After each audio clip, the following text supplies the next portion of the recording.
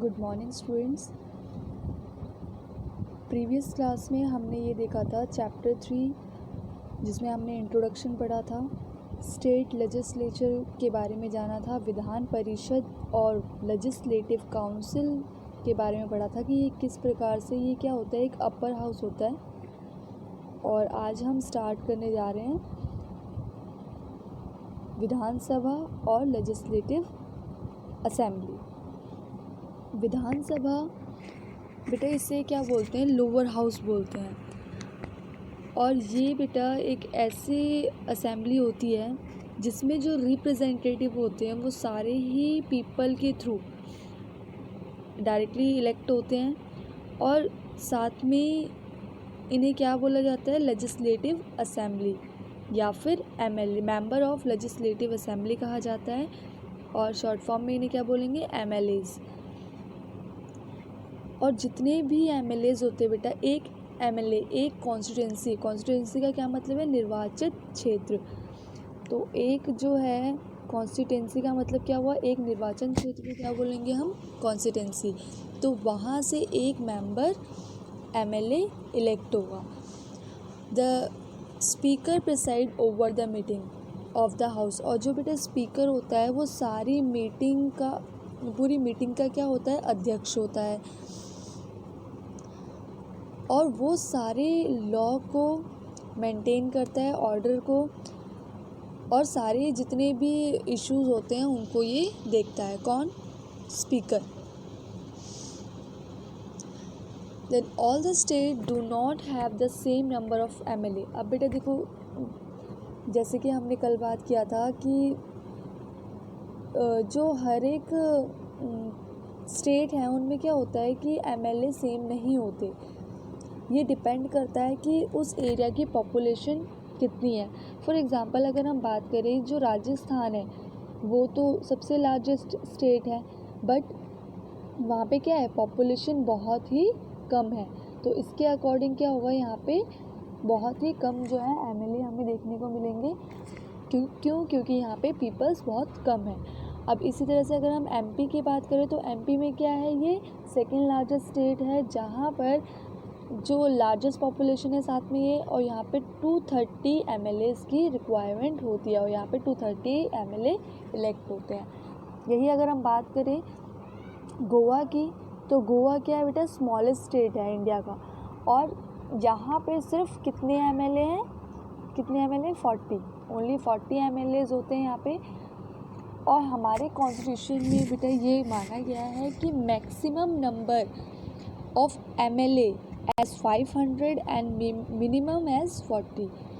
कि एक स्टेट में जो मैक्सिमम एमएलएज हैं वो कितने हो सकते हैं,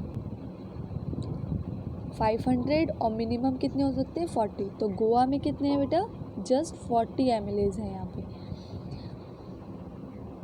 और मेंबर ऑफ लेजिस्लेटिव असेंबली को क्या बोला जाता है बेटा, एमएलए बोला जाता है। और मेंबर ऑफ लेजिस्लेटिव काउंसिल को क्या बोला जाता है, MLC, member of legislative council. Then next देखते हैं लाइफ ऑफ विधानसभा। विधानसभा का जो टाइम पीरियड है वो कितना होता है वो हम देखेंगे। The life of N assembly in normally for 5 year. कितने साल की होती है बेटा, 5 ईयर तक होता है इनका टाइम पीरियड, जैसे कि लोकसभा का होता है। बट कई बार क्या होता है, एमरजेंसी में जो है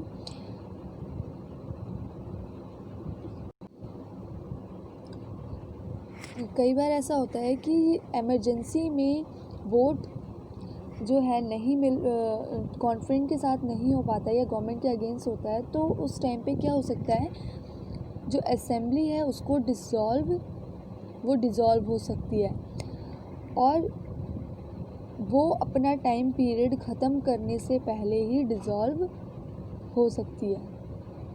और ये किस टाइम पे होगा बेटा, एमरजेंसी इवेंट कोई हो राज्य में तभी होगा ऐसा, अदरवाइज़ ऐसा नहीं होता। नेक्स्ट देखते हैं हम क्वालिफ़िकेशन जो है बेटा क्या क्या है इनकी। Any citizen of India who has attend the age of 25, कोई भी जो पर्सन है वो 25 ईयर का, कितने ईयर्स का, 25 ईयर्स का अगर होता है तो वो क्या कर सकता है बेटा, इलेक्ट हो सकता है। और साथ में किसी भी गवर्नमेंट से उसे प्रॉफिट नहीं मिलना चाहिए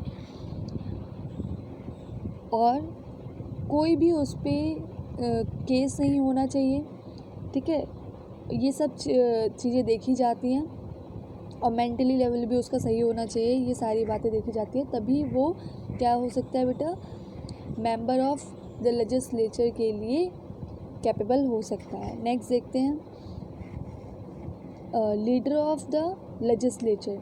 लीडर जो होता है बेटा लेजिस्लेचर का वो कौन होता है, वो होता है बेटा member of the legislative assembly elect the speaker and deputy speaker from the among themself. जो मेंबर होते हैं बेटा लेजिस्लेटिव असेंबली के, वही क्या करते हैं, अपने बीच ही स्पीकर और डिप्टी स्पीकर को इलेक्ट करते हैं। The speaker and the deputy speaker preside whenever the house meet. और कब ये इन्हें इलेक्ट किया जाता है, जब भी हाउस की मीटिंग होती है।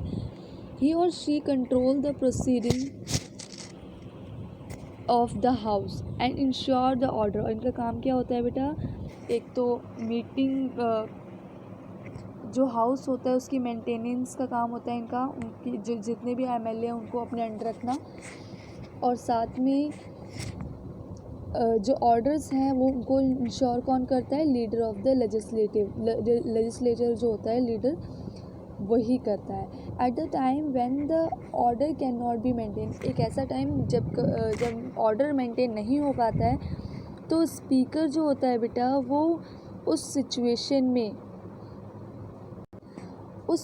में या तो उसे कुछ टाइम के लिए रोक सकता है, स्थगित कर देता है, या फिर उसे नेक्स्ट सेशन की इंतज़ार करता है कि वो नेक्स्ट सेशन में उसे दोबारा से लेकर आए। तो ये कुछ थिंग्स हैं। उसके बाद नेक्स्ट है बेटा फंक्शन क्या क्या है, अब ये देख लेते हैं। Among the many function of the legislature, बहुत सारे फंक्शन होते हैं।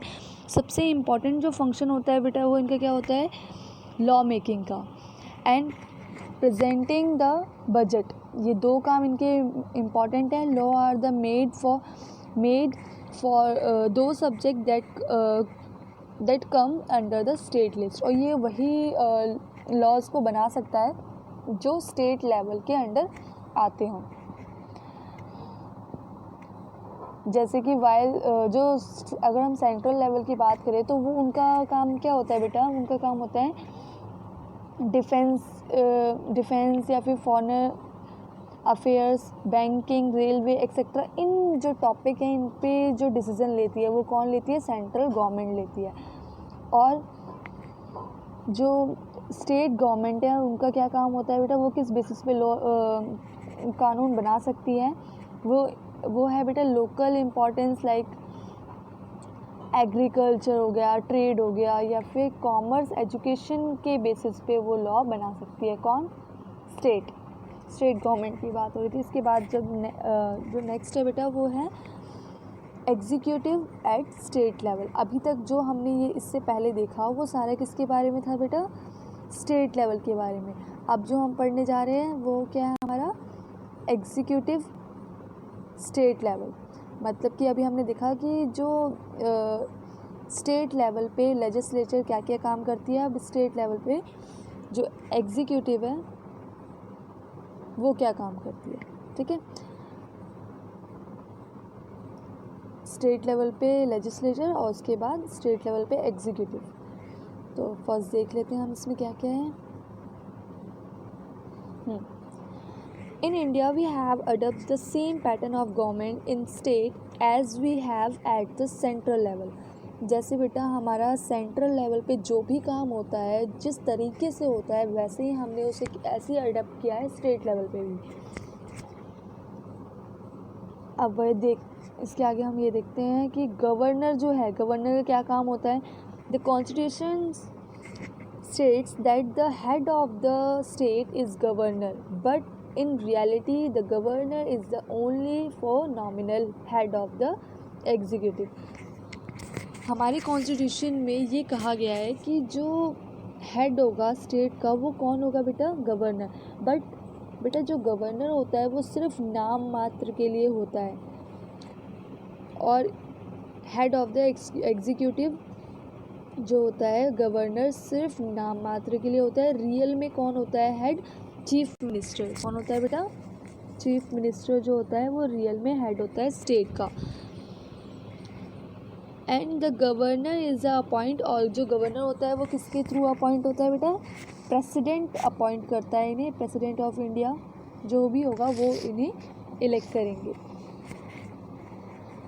For the normal term. और इनका जो टाइम पीरियड होता है बेटा वो कितने कब तक का होता है, 5 ईयर का होता है। ही और she hold the office at the pleaser of the president, और ये जो है प्रेसिडेंट के थ्रू इलेक्ट होता है, ये हमने देखा। इसके बाद इनकी क्वालिफिकेशन देख लेते हैं।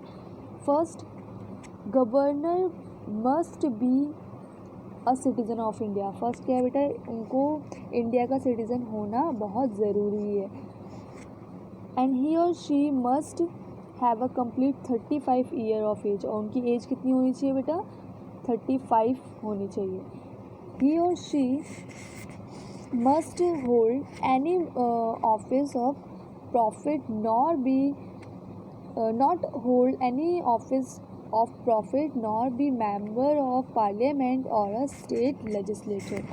साथ में बेटा इन्हें ये भी मेक श्योर होना चाहिए जब इनको इलेक्ट किया जाता है या इनको चूज़ किया जाता है, ये कोई भी गवर्नमेंट के थ्रू प्रॉफिट ना ले सके, साथ में इनका मेंबरशिप भी पार्लियामेंट में ना हो।